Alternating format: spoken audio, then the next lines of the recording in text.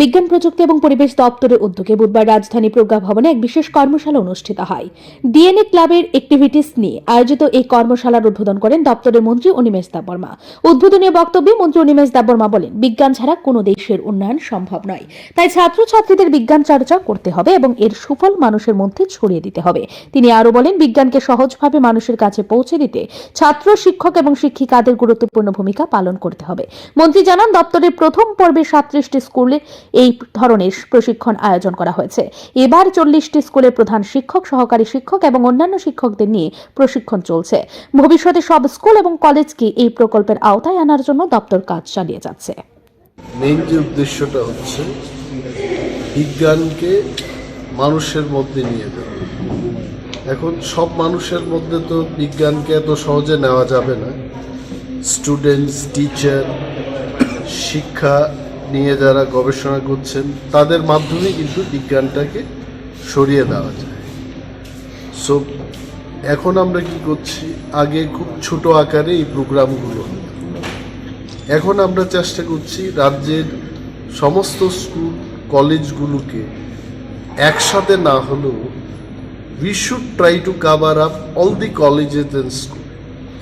আগে ছাত্রদের আলাদা করে এনে প্রশিক্ষণের ব্যবস্থা হতো। আমি বললাম, যারা প্রশিক্ষণ দেবে তাদের সঙ্গে ছাত্রছাত্রীদের একসাথে, অর্থাৎ টিচার্স অ্যান্ড স্টুডেন্ট একসাথে আমরা আলোচনা চক্রে বসবো। এক্সপার্টসরা থাকবেন, বাইরের থেকে যারা এক্সপার্টসরা আসবেন তারাও কথা বলবেন। আমাদের রাজ্যের অধ্যাপক বা অধ্যাপিকারা যেগুলো আমাদের জানার নেই, বাইরের থেকে যারা আসছেন তারা আরও বেশি জ্ঞান ভাণ্ডার নিয়ে আসছেন, তাদের থেকে আমরা শিখে এগুলোকে আমাদের রাজ্যের সর্বত্র আমরা সরিয়ে দিতে চাই। এবং বিজ্ঞান ছাড়া কোনো দেশের উন্নয়নের পরিমাপ করা যায়, রাশিয়াই বলুন, চীন দেশ বলুন, মার্কিন যুক্তরাষ্ট্রের কথা বলুন, অল দিস কান্ট্রিজ যাদেরকে আমরা ডেভেলপড কান্ট্রি বলি, এরা বিজ্ঞান দিয়েই প্রমাণ করেছে তারা উন্নত দেশ। যতদিন না আমাদের ভারতবর্ষ আমরা বিজ্ঞানকে এগিয়ে নিয়ে যেতে পারবো না, আমরা কোনোদিন সেই ডেভেলপড কান্ট্রির যে খেতাব এটা আমরা পাবো না।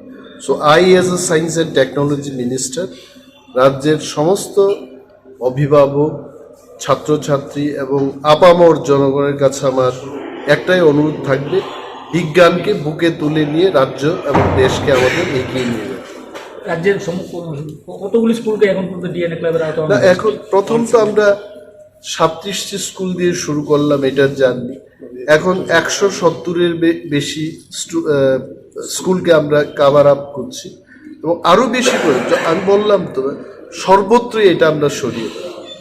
কলেজগুলিতে এই ধরনের কোনো ট্রেনিং প্রোগ্রাম করা? ইয়েস, এনআইটির সাথে হচ্ছে, এমবিবি কলেজের সাথে হচ্ছে, বীর বিক্রম কলেজের সাথে হচ্ছে, ত্রিপুরা ইউনিভার্সিটির সাথে হচ্ছে, প্রাইভেট ইউনিভার্সিটির সাথে হচ্ছে।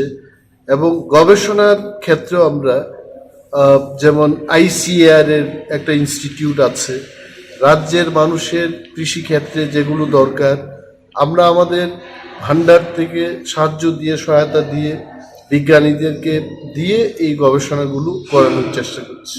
ধন্যবাদ। কর্মশালায় শিক্ষক শিক্ষিকার মধ্যে ব্যাপক উদ্যম লক্ষ্য করা গেছে। বিজ্ঞান বিষয়ে তাদের জ্ঞান সমৃদ্ধ করতে বিশেষজ্ঞদের মাধ্যমে প্রশিক্ষণ দেওয়া হবে। মন্ত্রী জানান, শীঘ্রই শিক্ষার্থী ও শিক্ষকদের জন্য সম্মিলিত প্রশিক্ষণের আয়োজন করা হবে। অনুষ্ঠানে বিজ্ঞান প্রযুক্তি এবং পরিবেশ দপ্তরের শীর্ষ আধিকারিকরা উপস্থিত ছিলেন। কর্মশালা ঘিরে শিক্ষকদের মধ্যে ভবিষ্যৎ পরিকল্পনা নিয়ে উৎসাহ দেখা গেছে। ব্যুরো রিপোর্ট, লিদ্ধি নেটওয়ার্ক।